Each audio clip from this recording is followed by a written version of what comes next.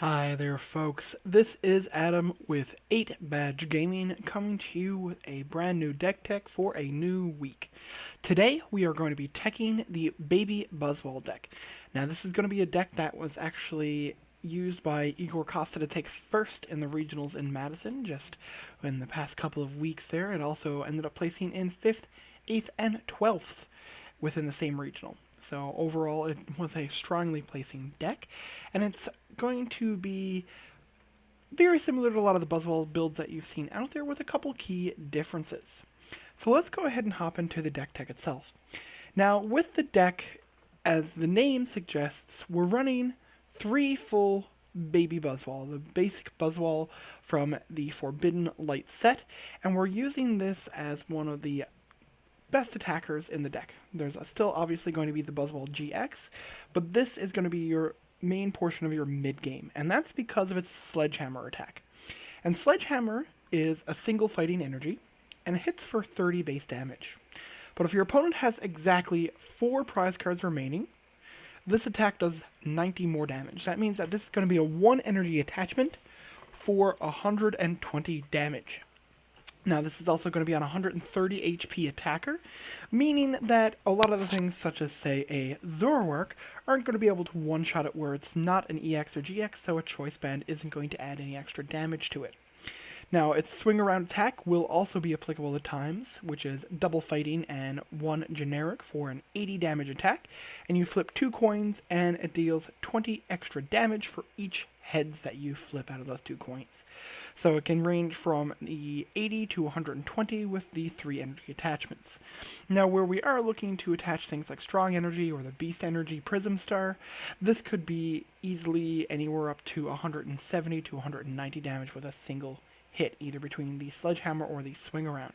Say, for example, if we have a Buzzwole, we attach a Beast Energy Prism Star, your opponent's at 4 prizes, we're looking at 120 base damage, plus 30 from the Beast Energy Prism Star, which is bringing us up to 150. Add in something like, say, a Choice Band, for example, and then we're hitting for 180 for a single energy attachment onto a 1 prize attacker. So the deck relies along using Buzzwole to capitalize during the mid game and really kind of take control with a 1 prize attacker, especially if we can set it up that our opponent isn't able to actually one-shot in return. This 1 prize attacker is going to keep them on 4 prizes, usually for at least a couple of attacks, meaning that we're hoping to try and get quite a bit of damage out of our baby Buzzwoles. Now, next up, we are running 2 of the Buzzwole GX. Obviously, this is a strong card overall. It's been around for quite a bit, particularly because it preys on the fighting weak decks like Zoroark, and it's just a very strong basic GX. It's 190 HP. It is an Ultra Beast, which is going to be applicable, as we'll explain a little bit later. Its primary attack is going to be Jet Punch, which for a single fighting attachment deals 30, plus 30 to one of your opponent's bench Pokemon. It has Knuckle Impact, which is triple fighting for 160, and this Pokemon can't attack during your next turn. And it has Absorption GX, which is 40 times the number of remaining prize cards that you have. And that's going to be a 3 energy attack as well. So with a Buzzwole, we're looking to keep this on our bench, and we're looking to suit it up as early as possible. Now, by suit up, I mean we're going to be using our Max Elixirs. Later in the game, we're going to use our Beast Rings. We just want to try and get 3 energy onto Buzzwole as quickly as possible, and then it'll allow us to just simply do rapid fire one-shots. We're usually looking to start, say, with an Absorption GX to hit, generally, if we have, say, 6 prize cards, for 240. Even if we've taken a couple of prize cards, we're still hitting for 160, and allowing us to follow up with a Knuckle Impact on the following turn. Now, well, it does require 3 fighting energy. If we add in any combination of things like Strong Energy, like the Beast Energy or Choice Band, we're looking at easily hitting for 180, 190, 210, etc. with just the Knuckle Impact or Absorption GX. Now, one great thing with the Buzzwole GX is if we look at it, if we attach a Beast Energy Prism Star to a Buzzwole, we're looking at 60 base damage on a Jet Punch. If we add in a choice band, we're looking at 90 base damage against EXs and GXs. And if we have something like a Diancie Prism Star on our bench, we're looking at 110 damage with a Jet Punch. And 110 damage against something like a Zoroark being doubled is going to be a one-shot KO for a single energy attachment. Now, that does require us to have quite a bit, like the Diancie Prism Star, the Beast Prism Energy, the Choice Band, etc., but it can be a very strong attack overall. Now, next up, we're running a one of Diancie Prism Star. Now, as mentioned, this is a replacement in most lists for the Regirock EX, because it's going to be a strictly better card in a lot of cases. It has lower retreat cost, it still has the same weakness, but it's also going to be a one-prize attacker. Now, the only bad thing with Diancie is if we discard it for any reason, say we discard it to an Ultra Ball, we discard it to a Sycamore, etc., where it is a Prism card, it'll be going to the Lost Zone instead of our discard pile, which means we're not going to be able to get it back with a Super Rod or a Rescue Stretcher or anything of the sort. So we do need to play carefully with the Diancie Prism, but we're using it mainly for the extra 20 damage that it adds to all of our fighting Pokemon attacks against our opponent's active Pokemon. Now, it only works while Diancie is on the bench, but that's exactly where we're looking to keep her, because we're generally not using her to attack. Now, next up we're still running, I guess I should say, a one of Regirock EX, which is going to be extremely similar to your Diancie Prism, where the attacks of your fighting Pokemon, excluding Regirock EX, do 10 more damage to your opponent's active Pokemon. Now, this happens with Regirock in the active, but where it excludes himself, he's not going to be able to still get the bonus damage. Now, Regirock can be a secondary attacker at times, because he does have a triple energy attack for Bedrock Press, which is 100 damage, and any damage done by attacks to this Pokemon during your opponent's next turn is reduced by 20. So there is going to be a few times where Regirock is just going to be your attacker. If we have the ability to toss, say, 2 energy and a strong energy on a Regirock, we're going to be able to one-shot things like the Mew EXs, which a lot of people will use as tech against the Buzzwole matchup, where they're looking to, say, suit up a Mew EX with a couple of energy, say with a Zoroark in play, do a Riotous Beating with weakness now instead because it's a Psychic Pokemon, and just one-shot our Buzzwoles and our baby Buzzwoles.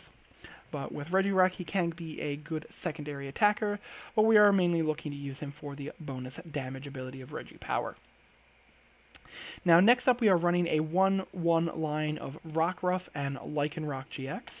Now, we are using the Rockruff from Forbidden Light, and the prime purpose for that is that it is a 70 HP Pokemon. With a lot of the spread damage going around, with people playing things like the Latios deck, people playing Greninjas, people playing the Buzzwoles and the Mirror, for example, we don't want our Rockruffs to be knocked out after just, say, 2 spread damage attacks, without us being able to evolve it into, say, a Lycanroc, where it is just a 1-1 line. We're looking more for the consistency of keeping our Rockruff alive for at least a turn to go into the evolution versus the applicability of, say, the corner attack or anything like that with the other versions of Rockruff. Now, as mentioned, we are running the one of Lycanroc GX, which is going to be a 200 HP Stage 1 GX. Its ability, when it comes into play, so when you evolve it from one of your Pokemon from your hand, you have the ability to do the Bloodthirsty Eyes to force up one of your opponent's bench Pokemon into the active. So this is, as a lot of people call it, the Lysander effect. Lysander being the supporter, which does have the exact same effect as this, of forcing one of your opponent's bench Pokemon up into the active. Now, this is going to be used primarily for its ability of Bloodthirsty Eyes, but also for its GX attack. So Dangerous Rogue GX is going to be a fighting and a generic, and it deals 50 damage for each of your opponent's benched Pokemon. Now, this can be generally a one-shot against a full bench, and sometimes we do just want to get, say, our Buzzwole out of the active, put up a Lycanroc, and use that as the finishing blow. Now, that's particularly useful, say, if we don't get off an early Absorption GX, and we have our GX for later in the game.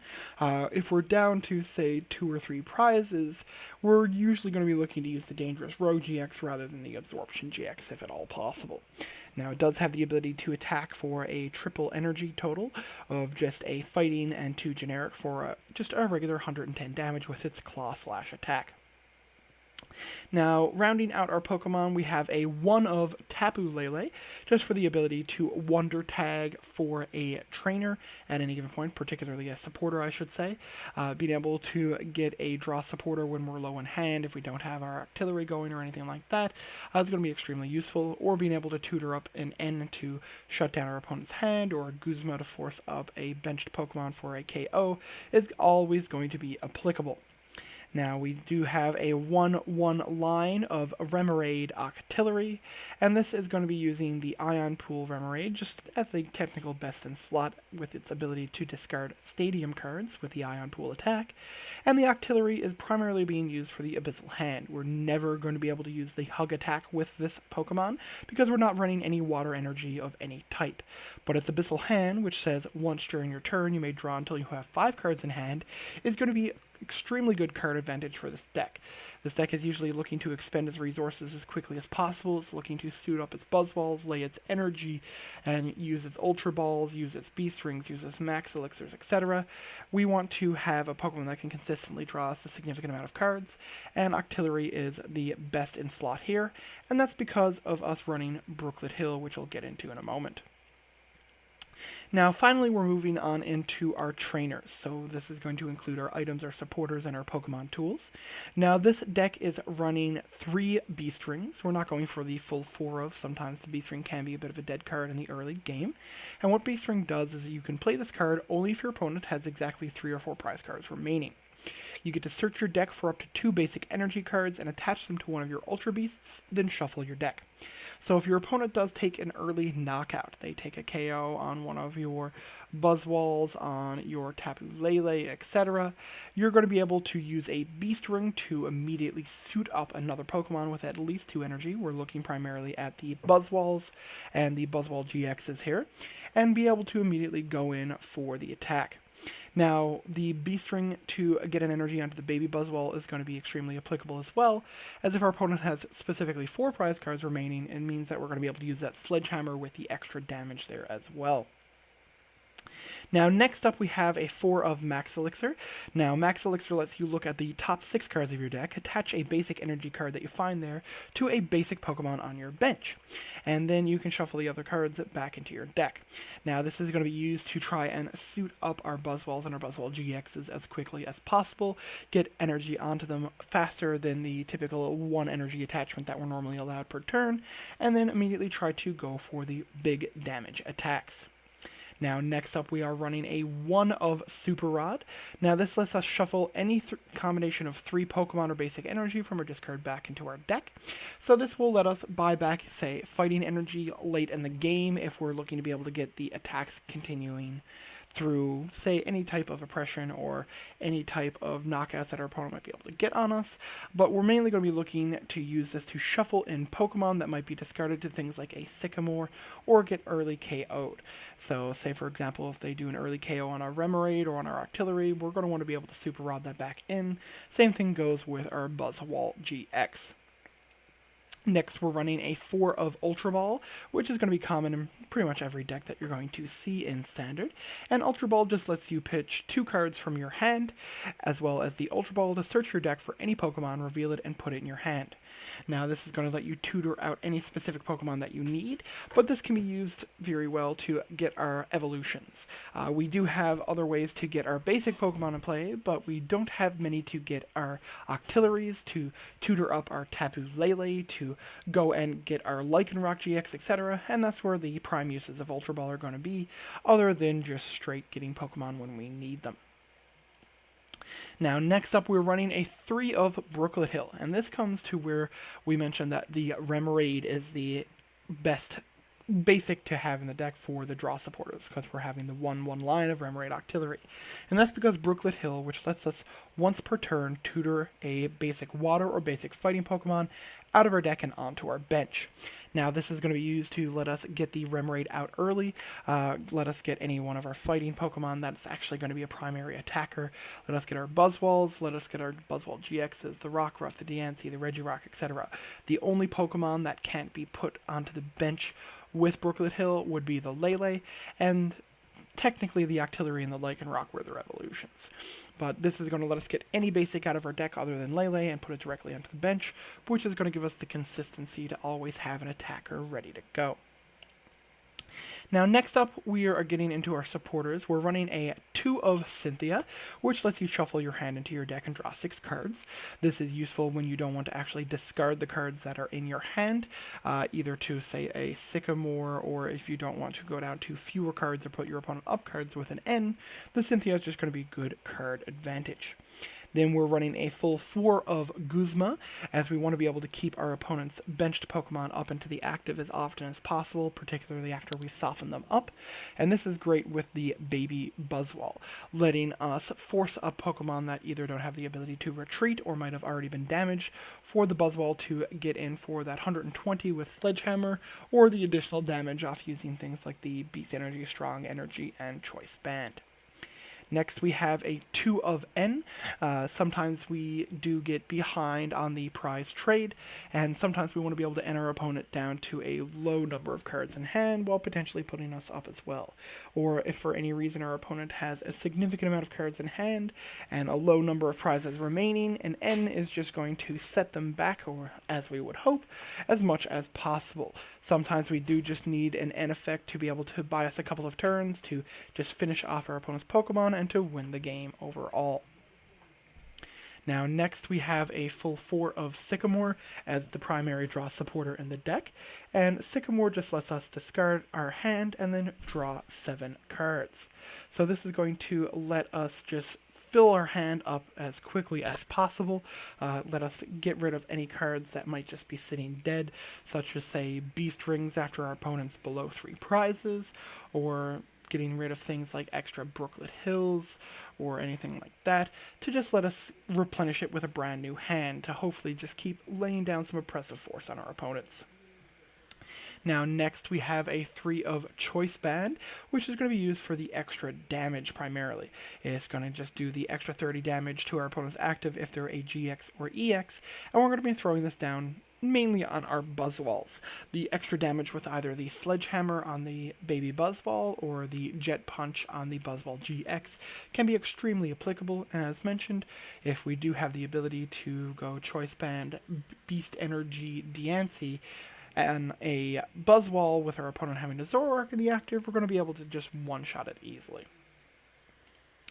Next up, we have a 3 of Floatstone, and this is going to let us get our Pokemon out of the active. This is going to be used on things like our Octillery, our Regirocks, etc., just to get them out of the active, especially if our opponent Guzmas them up, just so we can try and keep them alive. Those are our utility Pokemon that are either giving us card advantage or adding damage, so we don't want to be throwing energy onto them as they're not really going to be doing much for the most part, though, as mentioned, there are going to be occasionally the times where we do attack with a Regirock EX.